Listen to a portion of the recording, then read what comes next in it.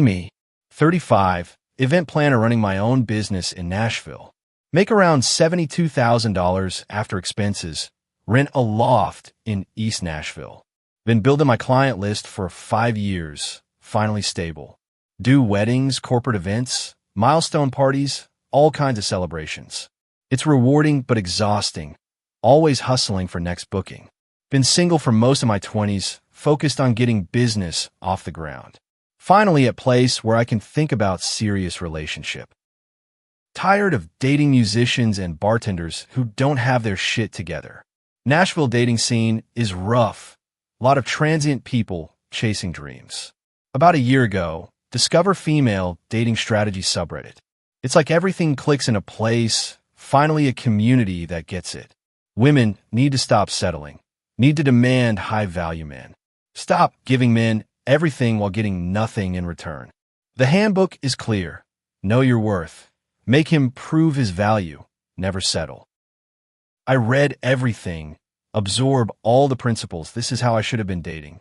Start implementing FDS strategies on dating apps immediately. No coffee dates. That's low effort. Dinner dates only at nice restaurants. He pays for everything. I'm the prize. He needs to invest to show seriousness.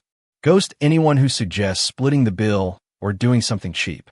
Low-value male energy, not worth my time next. Go on maybe 21st dates over 6 months. None lead to second dates. Either they're put off by my standards or I'm put off by their lack of effort. Nashville has a lot of guys in service industry. They don't meet my financial standards. Need someone established, someone who can actually invest properly. Then I meet Jason, 36, project manager at construction company. He takes me to nice restaurant in Germantown, orders wine, pays without hesitation. Conversation is good. He's got stable career, owns a house in East Nashville, has his shit together. Passes the first date test. I agree to see him again. Second date, he plans whole day, Cheekwood Gardens, then dinner at fancy steakhouse. Pays for everything, doesn't even flinch at the bill. I'm impressed. Finally a man who knows how to court a woman properly. We start dating seriously, become official after 2 months. He's making $88,000 salary. I'm making $72,000 with my business. Pretty close in income, but FDS is clear. The man should still be the provider. Even if women make their own money, he should add financial value to our lives. So I expect him to pay for dates, pay for trips, handle the big expenses. I pay for some groceries when we're at his place, small stuff, token contributions. But the real investments, the dinners, the experiences, that's his job. Jason doesn't complain at first. He seems happy to take care of things. But I notice him sometimes hesitating when I suggest expensive restaurants. Or mentioning he needs to save money for house repairs. Red flag. A high-value man doesn't stress about money. If he's struggling to take me to nice dinners, maybe he's not as high value as I thought. Month 3, I start implementing more FDS principles. Testing his commitment, seeing if he's really invested in me. Tell him I'm stressed about a demanding client. See if he drops everything to comfort me. He says he has a site visit that afternoon, but can come over after work around 6 p.m. Not good enough. A high-value man prioritizes his woman. I tell him never mind. Let him know I'm disappointed. He apologizes, seems confused about what he did wrong. Good. He should be thinking about how to do better. Start creating lists of things he could improve on. Not demanding, just suggestions for his personal development. His wardrobe is very construction/casual, lots of jeans and work boots. Send him links to nicer brands, more sophisticated styles. You'd look amazing in this. It's more polished for when we go out. His truck is a 2014 Ford F-150, practical for his job, but not impressive. Have you thought about getting a nicer vehicle for personal use? First impressions matter. The truck is very utilitarian. His hobbies are hunting, fishing, Nashville Predators games, very typical guy stuff. Maybe explore some more cultured interests. Wine bars, art galleries, live music venues. He takes it well at first. Seems like he wants to make me happy. Buys a few nicer shirts for dates. Talks about maybe getting a second vehicle eventually. but I can tell he's feeling pressured. He's quieter around me. Month 5, I increase the standards. This is FDS strategy. The right man will rise to meet your standards. The wrong one will show himself. Tell him I need more quality time. One date night per week isn't enough. We should be doing something special at least 3 times a week. If you're serious about me, you'll make time. You'll make me a priority. He's concerned. I have early mornings on job sites, and I need some downtime too. High-value men make time for what matters. Do I not matter? He agrees to try. We start seeing each other more frequently. But I can tell he's tired. Job sites are physically demanding. Tell him he needs to work on his energy, his presence. When we're together, I need you fully present, fully engaged. He's trying. I can see him trying, but it's not effortless. If he was really high value, this would be natural for him. Month 6, his brother is getting married, wedding in Gatlinburg. Jason asks if I want to come, says whole family will be there, mountain venue. I ask if he's paying for the hotel room for the weekend. He hesitates. I'm already spending $800 on my tux rental and gifts. Maybe we could split the hotel? It's $400 for 2 nights. Absolutely not. I'm not paying to attend his family wedding. If he wants me there, if I'm adding value to his family experience, he pays. Tell him I'll think about it.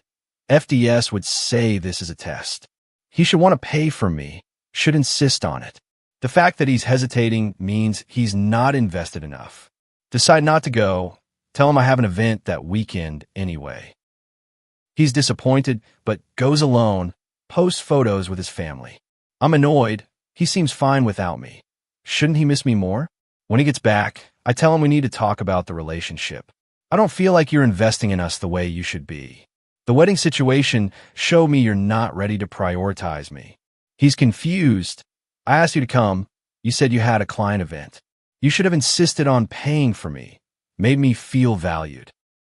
I'm already spending almost $1,000 on this wedding. That's not how a high-value man thinks. A real man doesn't nickel and dime. He's quiet, processing, then says something that surprises me. I feel like nothing I do is ever good enough for you. I take you to nice places, I plan dates, I spend time with you. But you're always pointing out what I could do better. I'm ready for this. FDS talks about male defensiveness. I'm not attacking you. I'm helping you grow. A high-value woman makes her man better, pushes him to improve. If you feel criticized, maybe you need to examine why. He doesn't have a response. Conversation ends tensely. Month 7, things are getting strained. He's still taking me out, but there's less enthusiasm. Conversations feel forced. He's not sharing as much about work. I confront him. You're being distant. What's going on? I'm just tired. We're on a tight deadline for a commercial project. Or maybe you're pulling away because you're not ready for a real relationship. He's frustrated now. I can see it building. I am ready for a real relationship, but I don't know what you want from me. Every time I think things are good, you tell me I need to do more. Because growth is important. Complacency is death for relationships. This isn't growth. This is you constantly moving the goalposts. Red flag. He's getting defensive, resistant to feedback. This is exactly what FDS warns about. Low-value males who can't handle standards. Month 8, I give him an ultimatum. This is FDS approved. I need to know if you're serious about leveling up. I'm 35. I'm not wasting time on someone who's not committed to growth. Either you step up or I need to consider my options. He looks hurt, genuinely hurt, but I hold firm. What does stepping up look like to you? Better presence, more investment, showing me I'm your priority. Planning our future, talking about timelines, being intentional. He's quiet for a long time, then says, I love you, but I don't think I can be what you're asking. I feel like I'm constantly being evaluated and coming up short. I'm shocked. Did he just say he can't do it? So you're choosing mediocrity over growth. I'm choosing my mental health over constant criticism. He leaves, says he needs time to think. I'm upset, but also convinced I'm right. FDS community will validate this. Post about it on FDS. Boyfriend can't handle my standards. Comments are supportive. He's low value. You dodge a bullet. A high value man would rise to meet your standards. Feel validated. He's the problem, not me. Week later, he texts asking to meet up, talk things through. I agree, thinking he's going to apologize, commit to doing better. We meet at coffee shop in 5 Points. He looks different, calmer, resolved. I've been thinking a lot about us, about what you said. Here it comes, the commitment, the growth pledge. I think we should break up. Wait, what? No, that's not how this was supposed to go. I care about you, but this relationship makes me feel terrible about myself. Nothing I do is ever enough. I'm always falling short. I'm a good person. I work hard. I'm loyal. I'm caring. But you've convinced me I'm not good enough, and I can't live like that. I'm scrambling. I was just pushing you to be your best self. You were pushing me to be someone I'm not. Someone who can afford $150 dinners 3 times a week. Someone who doesn't need downtime after 10-hour days on construction sites. Someone who proves his worth through constant spending and grand gestures. He's been thinking about this. He's prepared. I hope you find what you're looking for. But I'm going to find someone who likes me for who I am. He leaves. It's over, just like that. I'm in shock. Convinced myself he'd come back apologizing. Post on FDS. He broke up with me for having standards. Community rallies. He was low value anyway. You'll find better. But I feel terrible. Empty. Did I push too hard? No. FDS is clear. The right man will meet your standards. He wasn't the right man. That's all. I need to keep looking. Start dating again immediately, back on the apps. But now I'm 35, turning 36 soon. Dating pool feels different. Nashville is full of younger women, honky-donk tourists, Broadway party scene. Guys my age want women who are easygoing and fun. Code for no standards, for women who'll accept anything. I'm not that woman. I refuse to settle. Month 2 after breakup, friend tells me Jason has a new girlfriend. Her name is Amy. She's 33, works as a nurse at Vanderbilt. Look her up on Instagram. She's pretty, but not stunning, very girl next door. Posts are basic. Her and Jason at Predators games, hiking at Radnor Lake. Casual dinners at local spots, nothing fancy, just normal couple stuff. He looks happy though, genuinely happy, smiling in every photo. Didn't smile like that with me, at least not toward the end. My friend says she met Amy at a bonfire, says she's really sweet. She seems to just appreciate Jason for who he is. They seem really comfortable together, very natural. Feel a pang of jealousy. Why her? What does she have that I don't? She's younger, sure, but not by much, and I'm more accomplished. I run my own business. I have better style, higher standards. But he chose easy over growth. Month 4, see on Instagram, they're taking a trip together. Just a weekend to Smoky Mountains, nothing fancy, cabin rental. They look happy, stupidly happy. Her in his flannel, him grilling on porch. Comments are full of people saying cute couple, relationship goals. Relationship goals? They're in a basic cabin, that's not goals. But something about the photos bothers me, the ease of it. They look like they're just enjoying each other, no pressure, no tests. Month 6, I'm still single. Dating is exhausting. Nashville dating scene is brutal. So many options, but nothing substantial. Every date feels like an evaluation, me evaluating them evaluating me. Guys say I'm intense or high maintenance. I'm not high maintenance. I just know what I deserve. One guy seemed promising, worked in finance, took me to nice places. Third date, I mentioned I don't settle for low effort. He asked what that meant. I explained my standards. He listened carefully, then said, "That sounds exhausting. Having to constantly prove myself, jump through hoops. I'm looking for a partner, not an audition." Didn't call me again, another one who can't handle standards.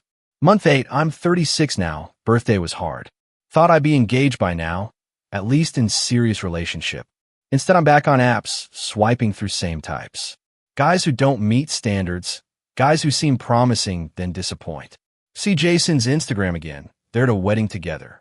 She's in a simple dress. He's in a suit. They're dancing. He's looking at her. The way he's looking at her, like she's everything. He never looked at me like that. Why didn't he look at me like that? Comment section has someone asking, When are you two getting married? He replies with heart emoji, hoping soon. Soon? They've been together 8 months, same time we were together. But with me, he seemed reluctant, stressed, constantly falling short. With her, he's talking about marriage, about future, about hope. Month 10, friend who knows both of us tells me they're engaged. He proposed on a hike at Percy Warner Park. Simple ring, nothing extravagant. She said yes immediately, posted photo, they look radiant. I said yes to my best friend, her caption says. Best friend, that's what she calls him, simple, uncomplicated. I call him my partner, my project, my potential. Never called him my best friend, never saw him that simply. Friend says Jason seems like different person. He's lighter, happier, more himself. Amy just lets it be who he is, loves his hunting and fishing. She goes to Predators games with him, wears his jersey. There's judgment in her voice, subtle, but I hear it, implying I didn't let him be himself. I pushed too hard. She's wrong. I was helping him grow, become better. But was I? Or was I just making him feel inadequate? Month 12, I'm 37, still single. Dating pool is rough. Guys my age are dating younger women or divorced with kids. Or they're musicians who'll never have stable income. Or they're in finance/tech and want trophy wives, not entrepreneurs. I'm still following FDS, still maintaining standards. But it's lonely, really lonely, coming home to empty loft. No one to talk to, no one to share meals with, no one who cares. Standards are supposed to protect me, supposed to ensure quality. But what's the point of standards if they leave you alone? Business is doing well, booked solid through next year. Just coordinated beautiful wedding at Belle Meade Plantation. Watched couple exchange vows, saw how they looked at each other. Reminded me of how Jason looks at Amy now. Never looked at me that way, because I never let him. Month 14, see Jason and Amy got married. Small ceremony at the Grove at Williamson Place, outdoor venue. Photos look beautiful, simple, genuine, full of love. He's crying in one photo, watching her walk down aisle. Comments from friends, perfect couple, so much love. One comment from his mom, finally seeing my son truly happy. Finally? Was he not happy before? Was he not happy with me? I made him better, pushed him to improve, helped him grow. But did I make him happy? Did I even try to make him happy?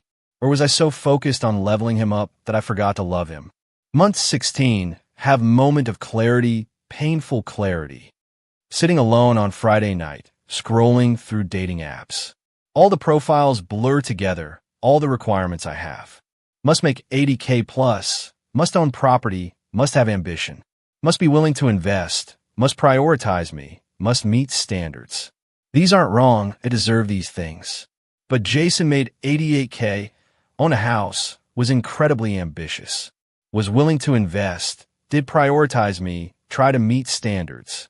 And I push him away because it wasn't enough. Because he couldn't do expensive dinners 3 times a week. Because he wanted to split costs on a trip he was already spending hundreds on. Because he needed downtime after physical labor and had hobbies I deemed basic. Was that fair? Was I fair to him? FDS said he was low value, said I dodged a bullet. But he's married now, happy, building a life with someone. And I'm here, alone, still looking, still evaluating, still waiting. For what? For someone who doesn't exist?